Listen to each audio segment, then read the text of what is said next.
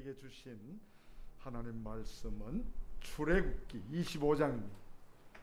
출애굽기 25장 8절 9절 두 구절, 출애굽기 25장 8절 9절 두 구절 우리 한 목소리로 읽도록 하겠습니다. 내가 그들 중에 그의 성소를 그들이 나를 위하였을 때 물은 내가 내게 보이는 모양대로 장막을 짓고 기구들도 그 모양을 따라 지을지니라. 아멘. 이 본문을 가지고 나를 위한 성소를 지어라, 그런 제목으로 우리 이준성 전도사께서 말씀해 주시겠습니다. 잘 경청해 주시기 바랍니다.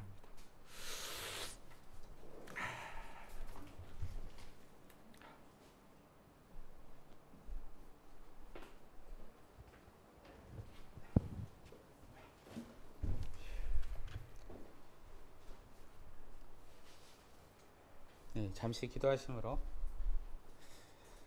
하나님 아버지 감사합니다. 하나님, 오늘도 주님 말씀 앞에 우리가 또 겸손하게 귀를 기울입니다. 주님, 이 시간 성령께서 우리의 마음을 또 다스려 주셔서 주관하여 주셔서 이 말씀이 온전하게 전해지고 또 들을 수 있도록 역사하여 주옵소서. 모든 걸 감사드리며 예수님의 이름으로 기도드립니다. 아멘. 네, 보이시나요? 네, 제가 한 2주 전쯤에 저희 모교회 소년부 그 여름 캠프를 하는데 거기서 이 성막 설명을 좀 했습니다. 그래서 성막 설명이 끝나고 난 다음에 이 클레이로 아이들이 이제 성막 모형을 이렇게 만들었거든요. 그래서 이제 제가 이렇게 잘 만든 팀에 상을 주기로 했는데 한 팀이 요 가운데 요 성막 바깥쪽에 똥을 이렇게 만들어 놨더라고요. 저기 똥이거든요. 잘 안 보이시지만 똥을 만들어 놨어요. 그래서 너무 신기한 거죠. 그래서 저게 뭐냐 이렇게 물었더니 한 아이가 이렇게 얘기하는 거예요. 그건 죄예요, 이러는 거예요. 죄를 똥으로 생각하고 그걸 성막 바깥쪽에다 버려둔 거예요. 그래서 마음속으로 아하, 이런 감탄이 절로 나더라고요. 혹시 우리 하나님의 성전을 우리 안에 품고 있는 우리가 일주일 살아오면서 정말 이 죄를 이 아이처럼 이렇게 똥으로 생각하고 살아왔는지 우리가 한번 새겨보았으면 좋겠습니다. 그래서 제가 한번 가져와 봤고요. 이번 올해죠. 올해죠. 2023년 5월에 미국의 리드머 교회 담임 목사님이신 팀칼리 목사님이 하나님의 부르심을 받고 가셨어요. 우리나라에서도 이제 수많은 책들이 베스트셀러가 되어서 신앙 서적들이 나와 있죠. 저도 참 많이 읽었는데요. 이 팀칼리 목사님이 2017년에 벼랑과 교회를 사임하겠다고 이제 얘기를 하신 적이 있어요. 그 이유가 뭐냐면 성도 5,000명이나 되는 이 대형 교회를 이렇게 분할시키기 위해서 자기가 사임을 하겠다고 얘기를 했습니다. 실제로 22년 4월에 기사를 보면 은퇴하시고 교회가 5개로 분립을 했어요.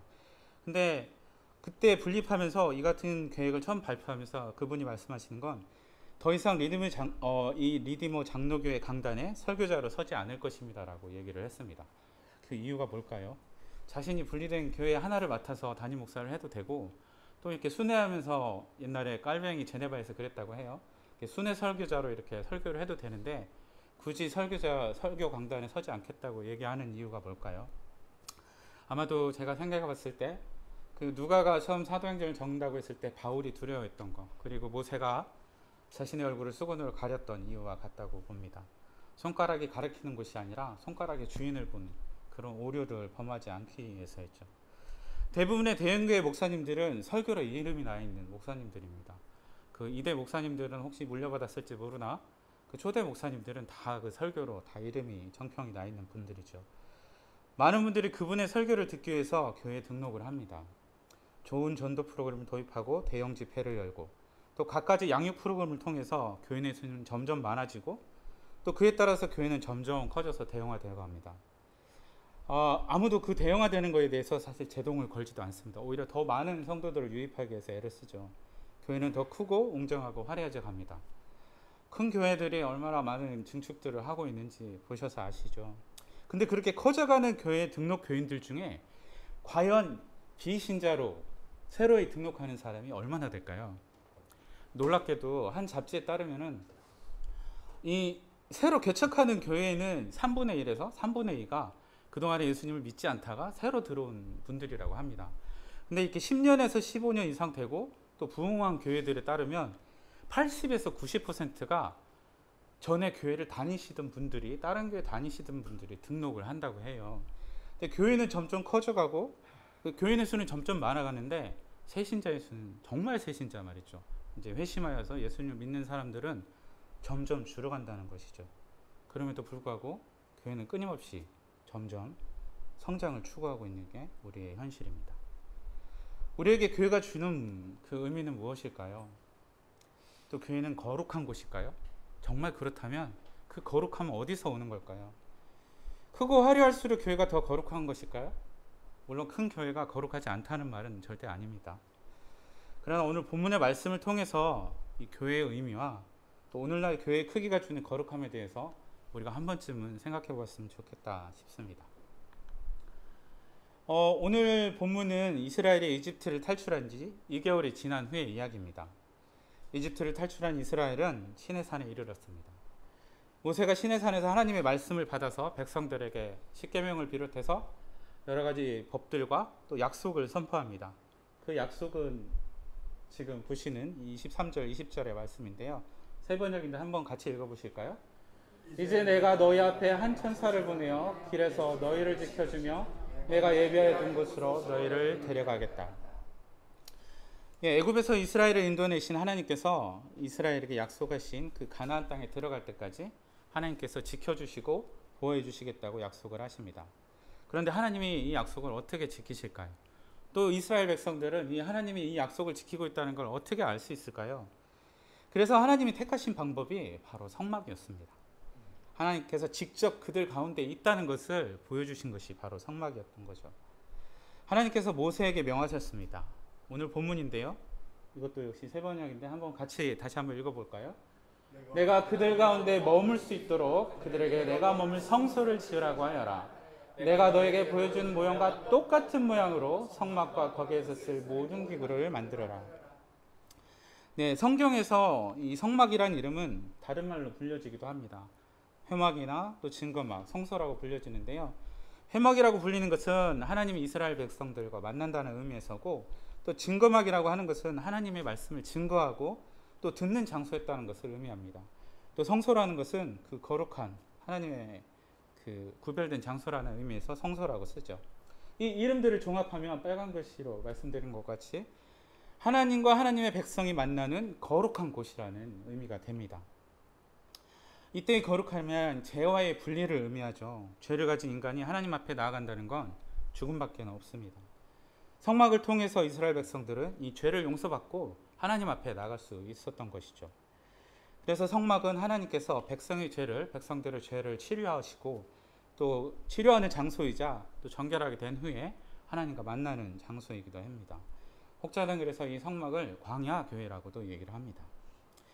성소 안 크기는 대략 10m에서 5m 정도입니다. 이 북쪽에는 진설병이 있고요. 이게 진설병을 올려놓는 상입니다. 이 진설병은 12지파의 수대로 12개가 올려지죠. 그리고 이쪽이 지금 동쪽입니다. 이쪽 문 쪽에. 그리고 이 남쪽에는 7개의 촛대가 있는 금 등잔대가 있습니다. 그리고 이게 분향단이고요. 향을 올리는 분향단이고, 그리고 회막 너머에는 이 법궤가 있습니다. 하나님의 법궤가 있는데, 이 크기는 10m, 이 길이가 10m, 이 폭이 5m 정도 됩니다. 높이도 5m 정도 된다고 해요. 그래서 법궤는 이 언약궤라고 하는데, 이 언약궤 위에는 속죄소라고 하는 곳이 있습니다. 소 하는 것은 은매의 소가 아니라 장소의 의미의 소입니다. 하나님께서 너희와 만나 주시겠다고 말하시던 출애굽기 30장 6절에서 내가 그 위에서 내가 너와 만나는 곳이다라고 말씀하신 곳이 바로 법궤 위에 있는 속죄소입니다. 그리고 지성소 바깥에 있는 7개 촛대, 이 촛대는 헤브리 말로는 메노라라고 합니다. 이거는 생명나무를 상징하기도 하는데요. 이 성막이 에덴 동산을 상징하기도 합니다. 그러니까 하나님께서 같이 함께 하셨던 그 에덴 동산과 그다음 하나님께서 함께 하시는 지금 이 성막을 비유하고 있는 것이죠. 그리고 대제사장이 또 요 분향단은 지성소 앞에 있는데 그게 바로 속죄소 이 바로 앞에 있습니다. 그 회장 너머에 바로 앞에 있는데 여기서 백성들과 만나는 그 속죄소 바로 앞에 향단을 올려놓는데 이 계시록에서는 그래서 이 향이 성도들이 올리는 기도라고도 얘기를 합니다. 여기 쭉 다 읽지는 않겠고요. 지금 참고하시면 되겠습니다. 계시록 5장 3절과 8장 3절과 4절에 이 향연이 하나님께 올려드리는 성도의 기도라고 또 얘기를 합니다.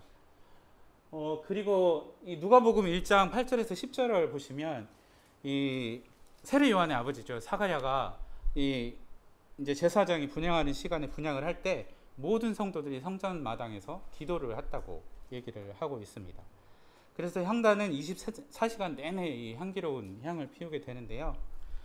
당시 이 등잔 기름으로 사용된 그 감람류는 이 순도가 높아가지고 거의 연기나 기름이 나지 않았다고 합니다.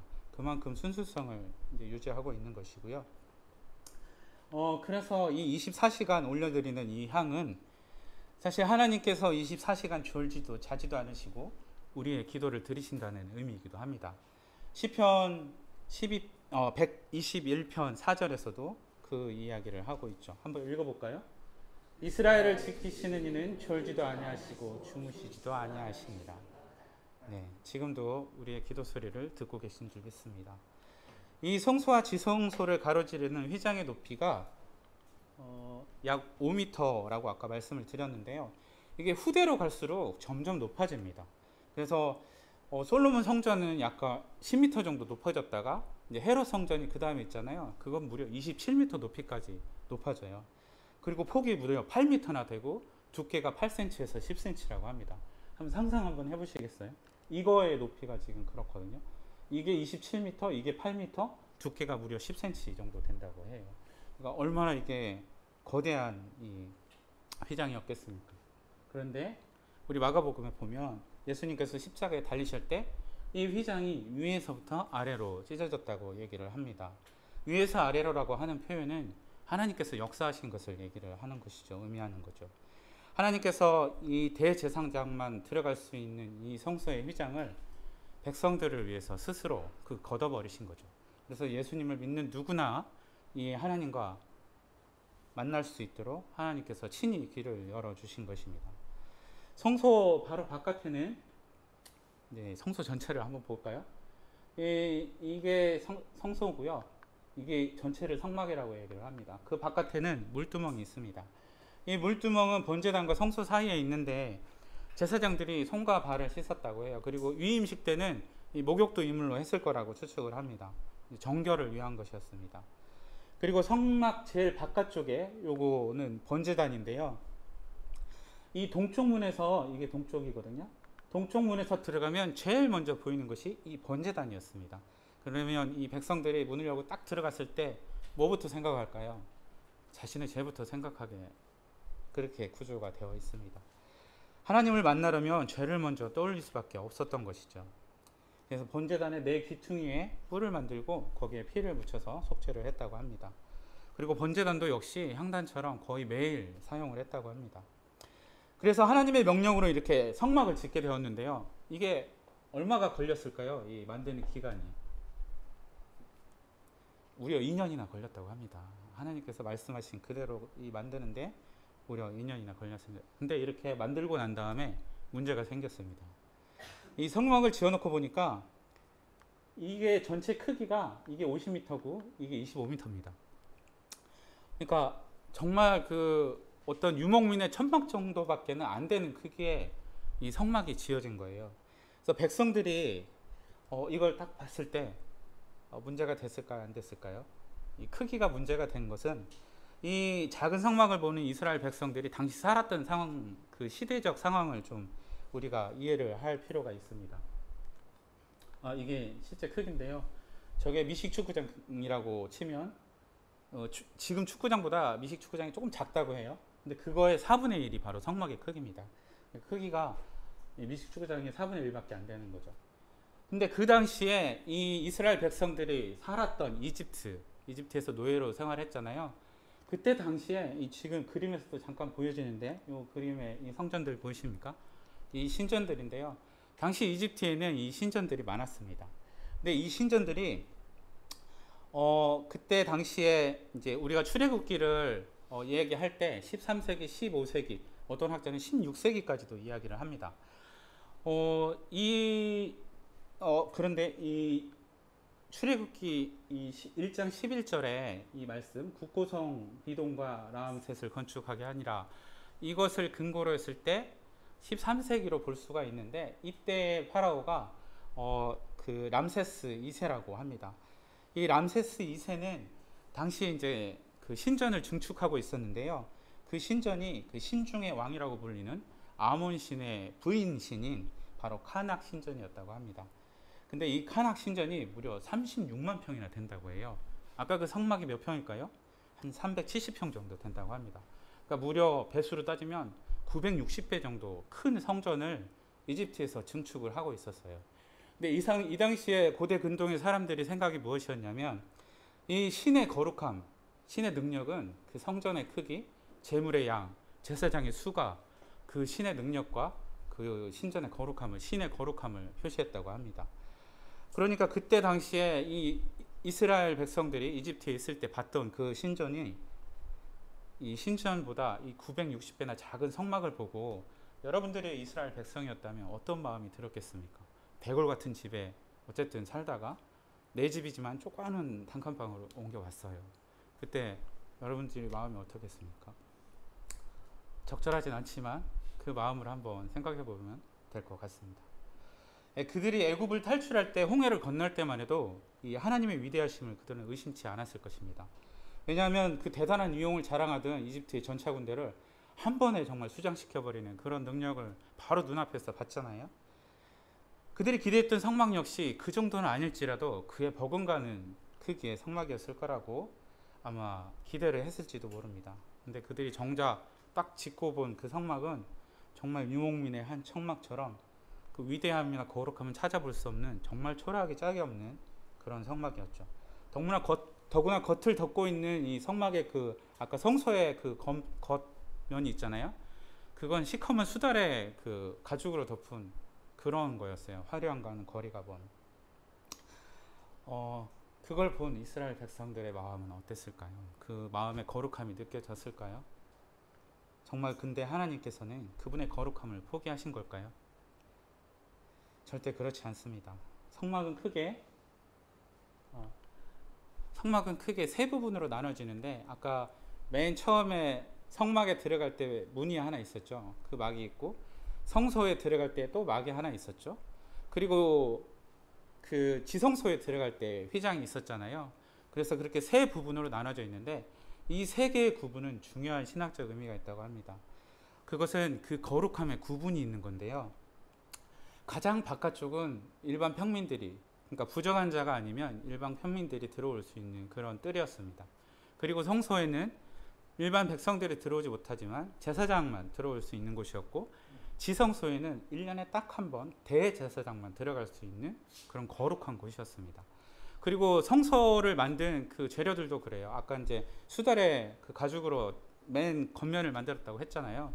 네 겹으로 성소가 덮이는데, 가장 안쪽은 가장 화려하고도 가장 정교하게 짜여진 천으로 만들어진 휘장이었습니다. 그리고 세 개를 나누는, 세 부분을 나누는 그 휘장도 성소로 갈수록 점점 더 이렇게 정교하고 화려한 그런 무늬들로 이렇게 되어 있습니다. 결국 하나님께서는 이 성막을 정말 초라한 성막을 만드셨지만, 하나님이 계신 곳 그곳으로 갈수록 그 거룩함이 더해지는 것을 계속 보여주셨던 거죠. 그리고 하나님의 거룩함을 우리가 하나님께서 얼마나 중시했는지를 보여주는 사건이 있습니다. 레위기 10장 1절에서 2절에 그 아론의 아들 나답과 아비후가 나오는데요. 그들이 하나님께서 말씀하신 불이 아닌 다른 불을 썼기 때문에 이들이 불이 나와서 이들을 다 죽였습니다. 하나님께서는 그 작은 그 성막을 지으셨지만 정말 그 거룩함을 포기하지 않으신 거죠. 우리가 주목해야 볼 것은 바로 이 다음에 나오는 10장 3절입니다. 10장 3절에 이렇게 빨간색을 한번 같이 읽어보실까요?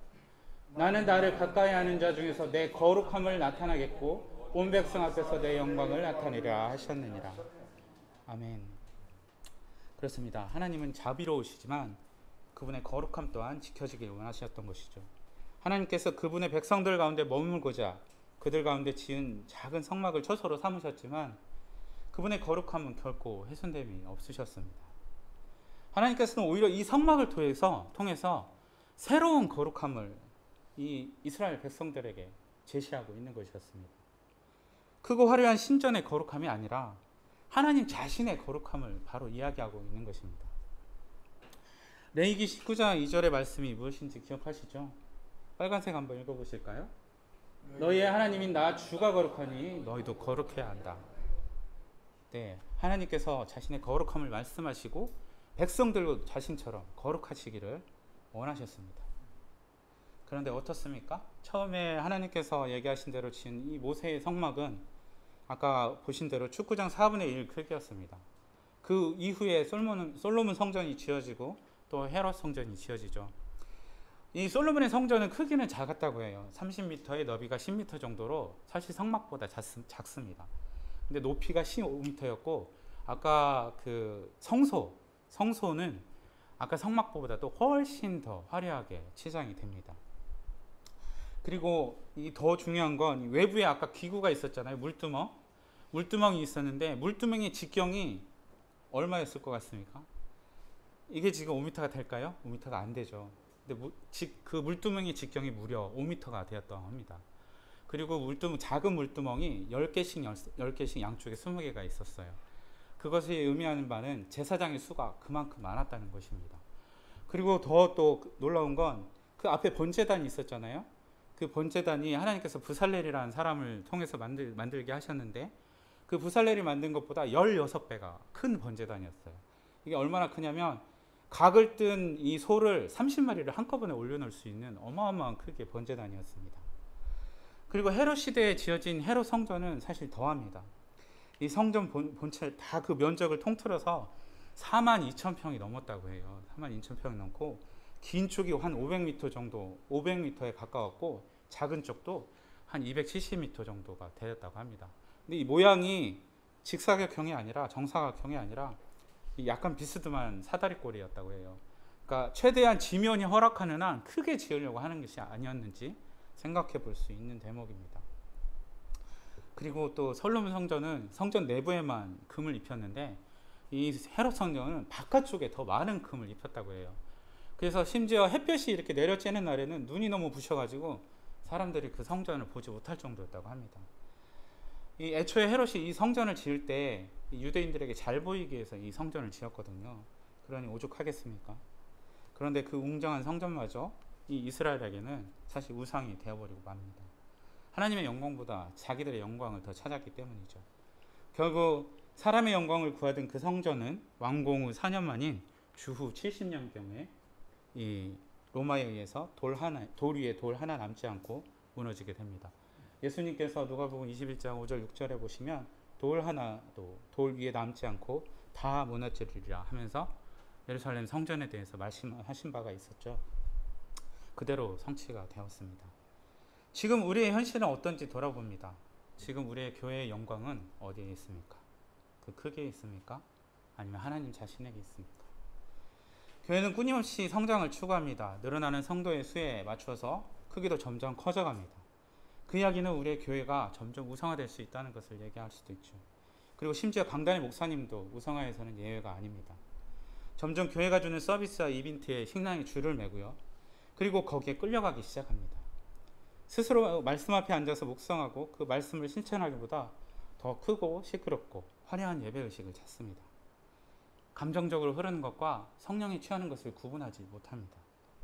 말씀 앞에서 주님과 대화하는 법을 잊어버리고 맙니다. 아니 처음부터 그 방법조차 모르는 성도들이 너무나 많습니다. 점점 관계적으로 흐르고 그 관계가 끊어지면 신앙도 끊어져 버립니다. 하나님을 믿는다고 하면서 예수 그리스도가 내 주라 입술로 고백하면서도 정작 행위는 조금 극단적으로 말씀드리면 마치 하나님이 없는 것처럼 행동합니다. 일개 기업의 총수 앞에서도 사람들이 겸손해 하지 않는데 하나님 앞에서 오히려 오만하게 그지없이 타인에게 폭력을 행사하는 것을 우리가 종종 보게 됩니다. 이것이 지금 저를 포함한 우리의 모습이자 우리 교회의 모습은 아닌지 우리가 한 번쯤은 짚고 갈 수 있었으면 좋겠습니다. 진정 우리의 교회는 거룩한 교회인가요? 어쩌면 그래서 예수님이 더 이 땅에 오실 수밖에 없었는 것인지도 모릅니다. 도저히 개선할 수 없는 인간의 행위에 하나님께서는 그분의 거룩함을 한 단계 낮추신 거죠. 시내단에서 보여주신 불과 연기와 구름으로 나타나시는 것이 아니라 그런 하나님의 모습이 아니라 아예 우리와 같은 모습으로 이 땅에 인간의 모습으로 오신 것입니다. 그리고 더 낮아지셔서 이제는 우리 안에까지 오셨습니다. 죄덩어리에 불과한 우리 안에 거룩한 성령으로 말이죠. 그래서 사도 바울은 우리를 성령의 전이라고 말씀했지 않았습니까? 근데 여러분, 이게 정말 말이나 된다고 생각합니까? 만약 여러분에게 몸을 깨끗이 씻은 다음에 정말 이렇게 더러운 오물 가운데 앉으라 한다면 여러분의 기분은 어떻겠습니까? 네, 근데 하나님께서는 스스로 그렇게 하셨습니다. 왜 그렇게 하셨습니까? 사랑 때문이죠. 네, 그분조차 정말 분에 넘쳐서 주체할 수 없는 그 사랑 때문에 하나님께서는 스스로 그렇게 하셨습니다. 제가 묵상하는데 참 바보 같은 사랑이다 라는 생각이 들었습니다. 늘 배신만 당하고 또 상처 입을 가능성을 안고 있으면서도 하나님께서는 그 사랑을 결코 멈추신 적이 없습니다. 이렇게 그분은 아래로 더 낮은 곳으로 오셨는데 인간은 오히려 위로 올라가는 이 말도 안 되는 상황을 우리가 지금 보고 있는 것입니다. 그러나 여러분, 하나님께서 이 선한 것 하나 없는 정말 죄로 물든 우리 안에 오신 것이 과연 하나님의 거룩함을 포기하신 건가요? 절대 그렇지 않습니다. 고린도 교회에 보내는 이 편지에서 바울이 무엇이라고 했습니까? 하나님의 성전이라고 말했지 않습니까? 하나님의 거룩함에 비하면 쇳덩어리에 불과한 정말 시궁창 같은 우리 안에 있지만, 우리 안에 오셨지만 하나님은 그분의 거룩함을 결코 포기하지 않으셨습니다. 이 말씀이 바로 그것을 말해주고 있죠. 그렇다면 우리가 어떻게 살아야지 그 거룩함에 합당한 삶을 살아갈 수 있을까요? 음행을 피하고 우상의 재물을 먹지 않고 거짓말하지 않고 선행을 하는 그것으로 되는 걸까요? 로마서 12장 1절에는 그것에 대한 답을 우리가 잘 아는 구절이죠. 얘기를 해주고 있습니다. 여기 빨간 글씨가 뭐라고 되어 있죠? 거룩한 산 제물로 드리라. 근데 여러분, 이 구절을 볼 때마다 혹시 의문이 들지 않으신가요? 어떻게 사는 것이 과연 거룩한 산 제물로 드리는 것인지 한번 생각해 보셨나요? 네, 이 구절을 볼 때마다 어떻게 살아야 되지 늘 그런 생각이 들더라고요. 우선 우리의 거룩함에 있어서 빠뜨릴 수 없는 것이 있습니다. 그게 무엇일까요? 네, 바로 회개입니다. 거듭 말하지만 회개는 하나님 앞에 죄인인 우리의 존재 인식의 과정이기도 합니다. 바울이 에베소에서 전하였던 것이 바로 이 회개와 믿음이라고 얘기하고 있습니다. 사도행전 20장 20절에서 21절에서 바울이 이렇게 변론하는 부분이 나오는데 거기에서 자신이 전한 게 바로 이 회개와 믿음이었다고 합니다. 우리 삶으로 드리는 예배, 매일의 산 제사는 바로 이 회개가 필요합니다. 왜냐하면 우리가 하나님이 계시다고 믿는 그 믿음대로 살아내지 못하기 때문입니다. 우리가 그 믿음대로 산다면 사실 회개가 없겠죠. 그리고 행위가 아니더라도 그 마음의 동기나 생각이 죄가 될 수 있다고 예수님께서는 말씀을 하셨습니다. 마태복음 5장 24절에 나는 너희에게 이르노니 의물고 붉고 여자를 보는 자마다 마음에 이미 간음하였느니라 라고 그 마음의 동기나 생각이 죄가 될 수도 있다고 하나님께서는 말씀하십니다. 그래서 믿음에는 회개가 함께 갑니다. 지난 성경 통독 때 말씀드렸지만 이사야를 통해 이스라엘에게 하신 하나님의 탄식이 바로 이거였습니다. 진정 어린 회개가 없이 너희가 그렇게 많은 희생제사를 드리고 제물을 그렇게 많이 드렸지만 단 한 번도 너희는 진실한 회개를 담고 나에게 예배를 드리지 않았다라고 하나님께서 말씀하신 것이 이사야 43장 23절에서 24절의 말씀입니다. 그들이 행한 일은 오직 회개하지 않는 죄로 하나님께 무거운 짐을 지어드리는 것밖에 없었다고 하나님께서 말씀을 하셨습니다. 지금 우리는 어떤가요? 진심으로 회개 가운데 나가십니까? 우리가 예배할 때마다 정말 회개 기도를 드리지만, 참회 기도를 드리지만 얼마나 거기에 진심을 담고 여러분들이 드리고 계십니까? 혹시 우리가 회개하지 않는 죄로 인해서 하나님께 짐을 드리면서 짐을 지어드리고 하나님을 괴롭게 하고 있는 것은 아닌지. 흔히들 거룩함은 구별됨이다 라고 얘기를 합니다. 그러나 그것은 세상과의 단절을 의미하는 것이 아닙니다. 엄밀하게 제사 차원에서 이렇게 구별되어 드린다 했을 때 그 구별은 구분의 기준입니다. 구분은 어떤 기준에 따라서 나누는 걸 구분이라고 합니다. 하지만 구별은 그 성질이나 종류가 다른 것을 말합니다. 만약에 우리가 구별된 삶을 드린다고 했을 때 그 구별됨은 어떤 것일까요? 믿지 않는 사람들의 그런 삶보다 우리의 삶이 훨씬 그 삶의 질에서 달라야 된다는 것을 이 구별함이 이야기하고 있는 것입니다. 이 2세기 말에 이 기독교인들이 돌려보았던 그 서신 하나가 있는데요. 익명의 저자가 적었다고 합니다. 디오그네투스에게 보내는 서신이라고 있습니다. 이 서신 속에는 이 초기 기독교인들이 당시 사회적 문화적 맥락 속에서 사회의 일원으로서 인정받길 원하면서도 동시에 그리스도인으로서 자신들의 그런 신념과 또 고유한 그 신념을 또 밖으로 얘기하면서 자신들이 또 그 지키면서 어떻게 살았는지를 엿볼 수 있는 내용들이 있습니다. 그들은 비기독교인들과 구별되는 자신들만의 신념과 관심으로 인해서 자주 선택의 기로에 섰습니다. 지금도 마찬가지죠. 무엇은 하고 무엇은 하면 안 되는지 가능한 한 최선의 선택을 하기 위해서 그들은 고민하고 또 고민하면서 사회생활을 했다고 합니다. 이 과정에서 가장 고통스러운 것은 믿지 않는 가족, 지인, 친구들과의 갈등이었다고 합니다. 지금도 마찬가지죠. 똑같은 상황 속에서 이들은 그리스도인으로서 자기들 지켜야 할 것과 또 지키지 말아야 될 것을 최선의 선택을 하면서 살았다고 합니다. 이 고린도 교회에 보내는 바울의 서신에서도 이들의 그 복잡성, 이들이 얼마나 고민했는지에 대한 부분들이 나와 있습니다. 한번 읽어볼까요? 그런즉 너희가 먹든지 마시든지 무엇을 하든지 다 하나님의 영광을 위하여 하라. 바울도 사실 거기에 대해서 답을 주기 어려웠던 것이죠. 그만큼 얼마나 복잡하게, 얼마나 치열하게 살았는지를 이 말씀이 말해주고 있는 것입니다. 그리고 그 구체적인 내용을 조금 더 살펴보자면, 기독교인은 모욕을 당하고 비방과 욕설을 듣더라도 모욕하는 자를 존중하며 복을 빌어주었다. 부당하게 처벌을 받을 때도 믿음을 지키기 위해서는 마치 다시 태어난 것처럼 기뻐했다 라고 기록하고 있습니다. 지금 이 말씀하신 거 어떤 말씀이 생각나시죠?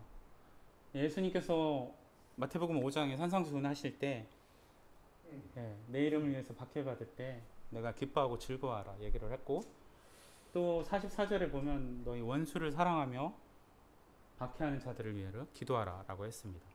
그 시대의 그리스도인들은 이 말씀대로 살아가기 위해서 치열하게 자기들 자신들 또 사회와 싸우고 있었던 것입니다. 하지만 그들이 결코 그 사회를 떠나지 않았고 자기들만 살았던 것이 아닙니다. 왜냐하면 우리가 사랑을 전해야 될 이웃은 바로 그 세상 속에 있기 때문입니다. 그리고 또 무엇보다 이들의 삶이 강요가 아닌 자발적이었다는 것에 그 가치가 있습니다. 우리를 대신해 그 서신에는 이렇게 적혀 있습니다. 한번 같이 읽어볼까요?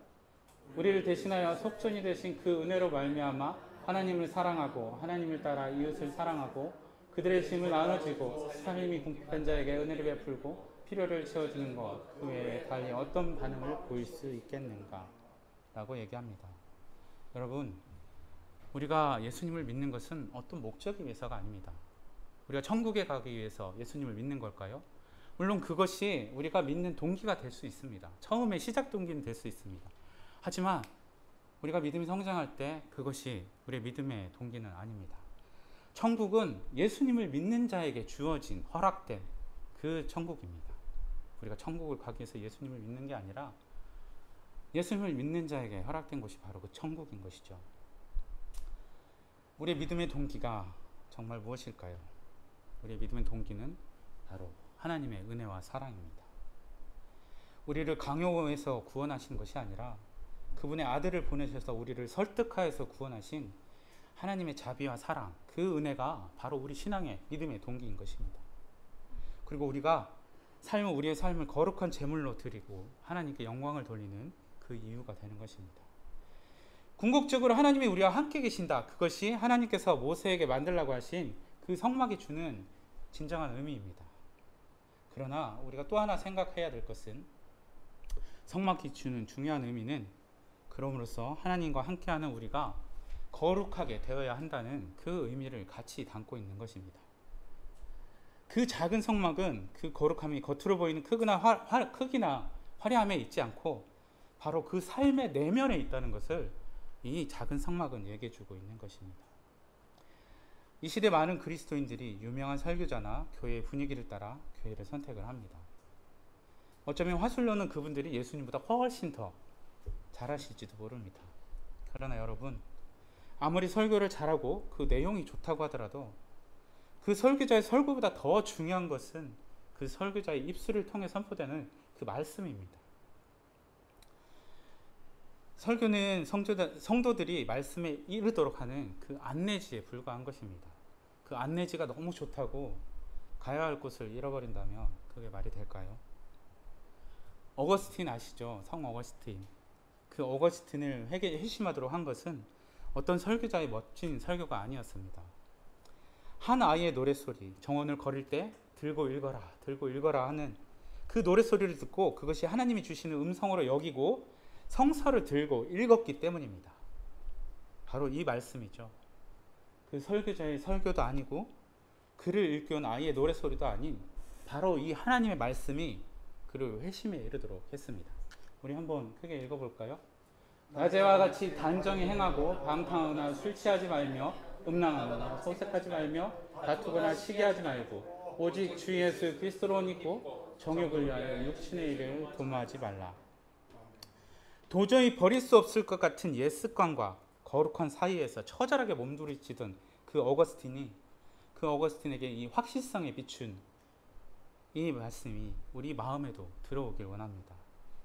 이 말씀이 옛 습성을 버리지 못할 것이라는, 그것 없이는 살 수 없을 것이라는, 아무리 노력해도 우리는 결코 거룩할 수 없다는 그 모든 의심의 그림자를 걷어버리기를 원합니다. 보이지 않는다고 어둠에 숨으려 하지 마십시오. 낮에 행동하듯 단정하게 행하십시오. 정욕을 채우려고 육신의 일을 애쓰지 마십시오. 오직 정결하고 거룩한 주 예수 그리스도로 옷 입으십시오. 성령께서 우리의 모든 육신을 거룩하게 해주실 줄 믿습니다. 높고 크고 웅장한 교회 건물이나 신비로운 조명이 아닌 성령이 내주하시는 우리 내면에서 하나님의 거룩함을 찾을 수 있기를, 발견하실 수 있기를 바랍니다. 그래야 우리 주 예수 그리스도 안에 있는 생명의 성령의 법에 따라 우리 안에 계신 하나님의 처소를 더 거룩하게 가꾸어가는 우리 모두가 되기를 주님의 이름으로 축복합니다.